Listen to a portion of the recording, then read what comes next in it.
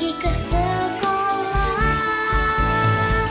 bercanda bersama-sama, ceria bahagia.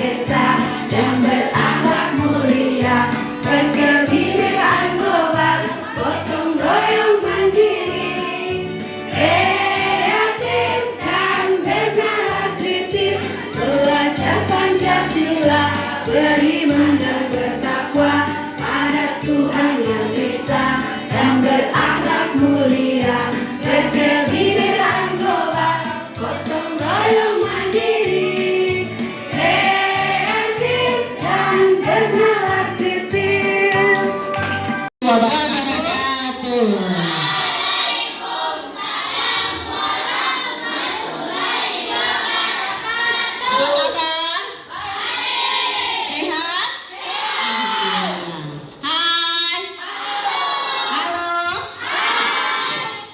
Ya, sebelum kita masuk ke materi, kita ice breaking dulu. Seperti biasa.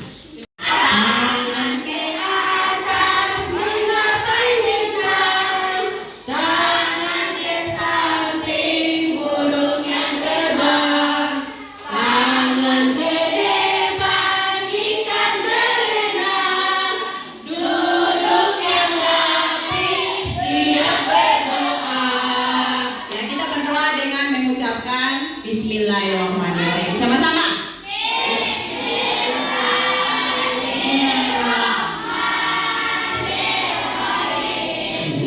Sekarang kita masuk. Oke, semangat pagi.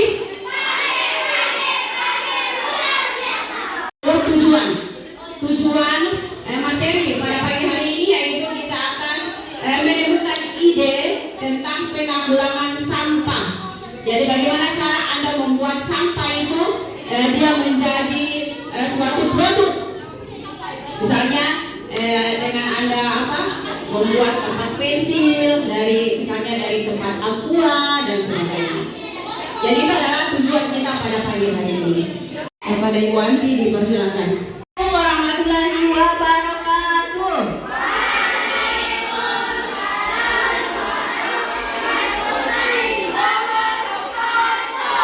Tadi ibu kasih pantun dulu. Kasih akan gudeg di tengah sawah, memandang padi nan berlimpah.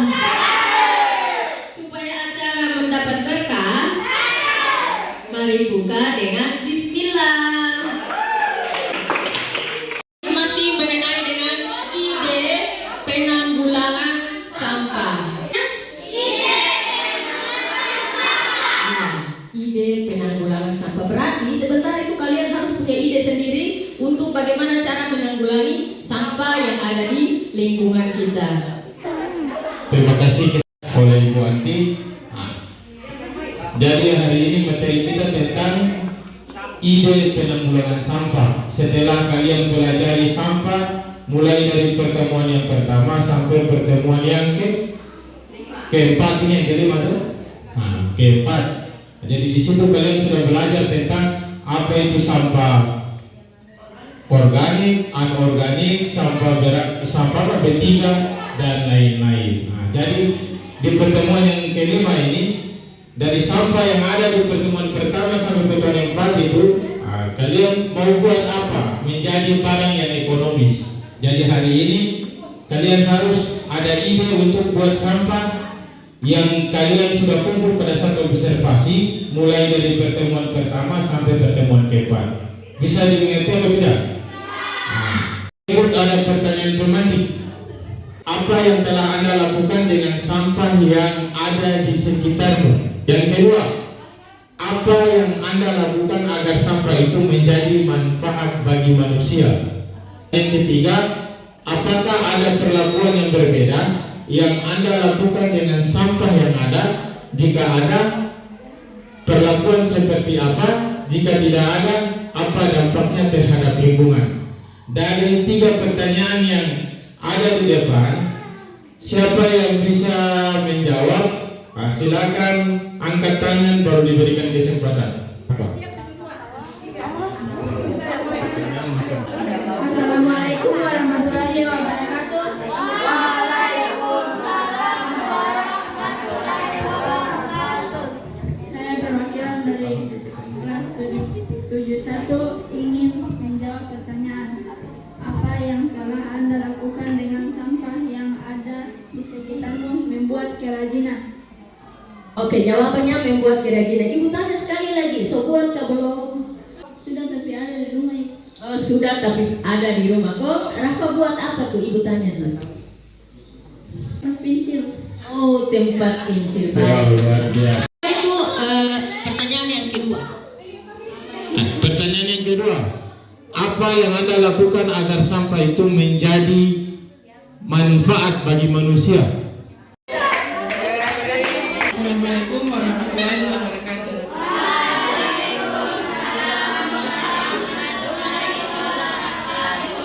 Saya perwakilan dari kelas 2. Apa yang Anda lakukan agar sampah itu menjadi manfaat bagi manusia? Membuat kerajinan. Dan apa yang nanti Rizal buat? Oh, luar biasa, tempat sampah.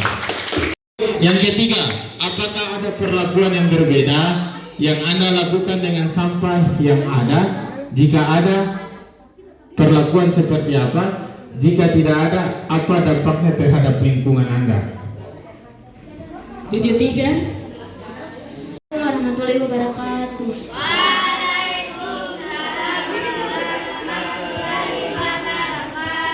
Perlakuan yang berbeda yaitu olah daun kering menjadi pupuk kompos. Dari pertanyaan nomor 3 ini, apakah ada perlakuan yang berbeda yang Anda lakukan dengan sampah yang ada? Otomatis ada perlakuan yang berbeda, karena sampah organik dan anorganik ini kan berbeda. Jadi otomatis perlakuannya juga berbeda. Dengar atau tidak? Tidak mungkin perlakuan pada anorganik sama dengan organik. Jadi kalau kedua sampah tersebut, kalau kita tidak ini olah dia menjadi barang yang ekonomis, otomatis bahaya bagi lingkungan kita akan tercemar. Seperti itu untuk penjelasan soal nomor 3. Oke, selanjutnya saya serahkan ke Ibu Anti. Baca ilustrasi yang ada di layar depan. Boleh dapat baca? Budi adalah salah satu murid di SMP Negeri 7. Ada Budi di sini? Oh, tak ada, berarti di kelas 8. Saat ini sekolahnya sedang melaksanakan program pengolahan sampah. Setelah sampah dikumpulkan, dia memilahnya. Untuk sampah plastik yang masih bagus, dia langsung menjual ke mal sampah. Sementara sampah dalam bentuk daun kering, ranting, sisa makanan dan lain-lain, dia langsung membakarnya. Karena dia tidak ingin ada sampah lagi di lingkungan sekolahnya. Silahkan jawab pertanyaan-pertanyaan berikut. 1. Menurut kamu, apakah yang dilakukan oleh Budi tadi tepat atau tidak? Jika iya, mengapa? Dan jika tidak juga mengapa?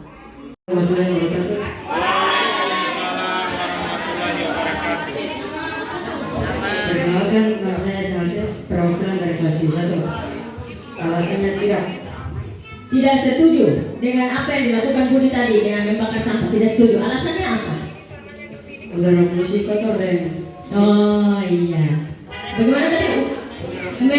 Mengakibatkan adanya polusi udara. Ikan aplaus dulu. 2 dan 73. Setuju atau tidak? Setuju apa ini? Setuju untuk tidak membakar sampah. Iya, karena akan mengakibatkan polusi udara. Nomor 2. Lain yang dapat dilakukan oleh Budi, apakah ada pilihan lain selain membakar? Yang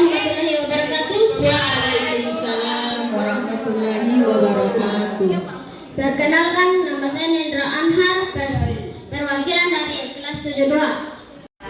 Apakah Anda ada tips lain yang dapat dilakukan oleh Budi? Ada atau tidak? Ada. Oke, kita lanjut ke pertanyaan ketiga. Jika Anda sebagai Budi, jika siapa? Rendra. Jika Rendra sebagai Budi, apakah yang akan Rendra lakukan? Membuang sampah pada tempatnya. Membuang sampah pada tempatnya. Kemudian jelaskan mengapa Anda melakukan hal tersebut. Agar lingkungan sekolah tetap bersih. Oke, tepuk tangan dulu untuk Rendra. Ini membakar sampah tadi baik untuk lingkungan atau tidak? Tidak, karena akan menimbulkan polusi udara. Sebelumnya Ibu tanya dulu, apa itu pencemaran lingkungan?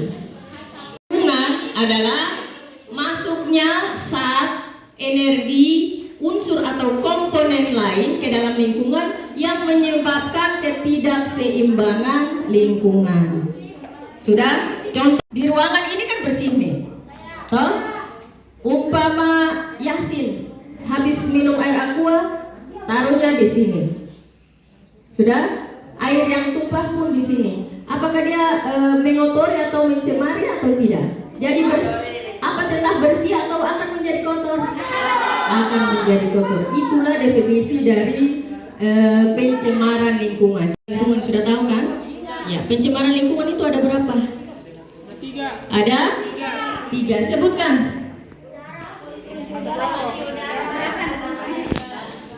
Ya.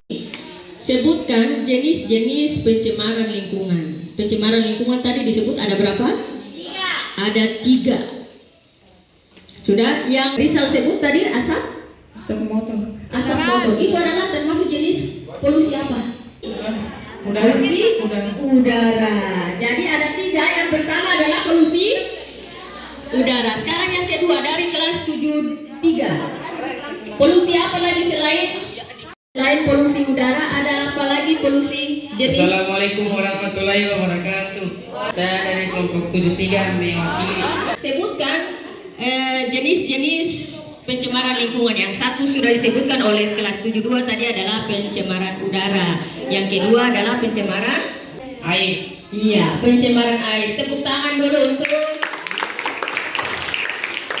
lagi. Sebutkan jenis-jenis pencemaran lingkungan. Yang satu dari 72 adalah pencemaran udara, yang kedua dari 73 adalah pencemaran air, dan yang ketiga adalah pencemaran tanah. Pencemaran tanah. Betul?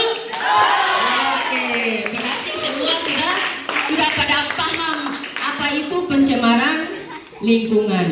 Kalau begitu Ibu mau tambah satu lagi boleh? Dari kelas 71, sebutkan salah satu contoh dari pencemaran apa tadi? Tanah.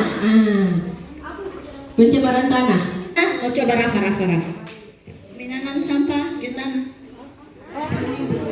Oke, menimbun sampah. Pencemaran itu yang akan nanti menjadi pencemaran tanah. Ada lagi? Kelas 72. 72 tadi apa? Pencemaran udara. Coba pencemaran udara. Salah satu contoh dari Assalamualaikum warahmatullahi wabarakatuh. Saya perwakilan dari kelompok 72. Contoh dari pencemaran udara adalah Asap rokok. iya, asap rokok. Tepuk tangan dulu untuk kelas 72. Satu untuk sebutkan contoh dari pencemaran air. Assalamualaikum warahmatullahi wabarakatuh. Saya dari perwakilan kelas 73. Membuang sampah sembarangan di aliran air. Membuang sampah plastik sembarangan di aliran air yang nanti akan mengakibatkan salah satunya adalah banjir. Sudah? Oke. Next, video tentang yaitu pencemaran tanah. Salah satu penyebab terjadinya pencemaran tanah yaitu adanya sampah plastik. Kita sadar jika plastik tidak dapat terpisahkan dari kehidupan manusia. Plastik itu sebagai komponen yang mudah dibuat, ringan, tahan lama, dan terjangkau. Namun seiring berjalannya waktu, sampah plastik sudah menjadi ancaman tersendiri bagi lingkungan. Sampah plastik yang masuk ke dalam golongan sampah anorganik membutuhkan waktu sekitar 50 sampai 100 tahun. Sudah lihat bagaimana keadaan pencemaran air, udara, dan tanah? Sudah? Ngeri atau tidak? Ngeri. Sampah plastik tadi dia bisa terurai makan waktu berapa lama tadi? 50 sampai 100 tahun. Bayangkan kalau setiap hari selalu saja ada produksi untuk sampah. Yang hari ini orang buat dia menunggu 50 sampai 100 tahun baru bisa terurai. Terus nanti anak cucu kita kelak bagaimana keadaan dunia ini nanti? Sudah pasti sudah kotor sekali, sudah penuh dengan sampah. Tadi kalian sudah menyimak ada 5R. 5R itu adalah prinsip supaya bagaimana kita bisa meminimalisir sampah yang ada di lingkungan kita. Coba Pak akan next dulu. Pertama adalah recycle. Recycle itu artinya mengubah benda yang tidak berguna menjadi benda baru dan berguna. Contohnya mendaur ulang sampah organik dijadikan pupuk, dan yang anorganik seperti botol plastik, kaleng diolah menjadi pot tanaman atau tempat alat tulis dan lain-lain. Masih banyak lagi. Sudah? Yang kedua adalah reduce. Reduce itu mengurangi pemakaian barang yang bisa menimbulkan sampah. Contohnya di sini yaitu menggunakan produk yang bisa diisi ulang seperti botol, sabun mandi yang diisi ulang dan lain-lain. Jadi kalau beli sampo saja yang pakai botol. Jangan yang saset, nanti bungkusnya itu banyak, dibuang akan menjadi sampah. Sudah akan bisa jika buang pada tempatnya dan memilah akan dia menjadi bermanfaat. Tetapi jika buangnya sembarangan hanya asal buang, nanti dia akan menjadi 3 pencemaran tadi. Yang termasuk di dalam membuang sampah plastik itu pencemaran tanah dan air. Sudah, next. Itu reuse. Reuse artinya menggunakan kembali barang-barang yang bisa dimanfaatkan. Contohnya kantong plastik. Kalau ke pasar atau ke toko atau ke Indomaret terus dikasih kantong plastik, kantong belanja itu jangan dibuang karena bisa digunakan kembali. Sudah? Simpan saja. Mungkin besok mau pergi pasar lagi bisa bawa kembali itu tas plastik. Yang berikutnya adalah replace. Replace artinya mengganti. Daripada kita menggunakan tas plastik, lebih baik kita menggunakan tas dari kain yang bisa digunakan dalam jangka waktu yang lama. Kalau tas plastik terus sudah kotor pastinya akan dibuang. Kalau masih bagus ya bisa disimpan. Sudah? Kemudian yang terakhir yaitu repair. Repair artinya memperbaiki. Maksudnya memperbaiki barang-barang yang rusak agar dapat digunakan kembali. Contohnya jika televisi yang rusak di rumah, jangan buru-buru bilang mama beli baru sudah. Bisa diperbaiki agar bisa mengurangi sampah B3-nya itu. Oke?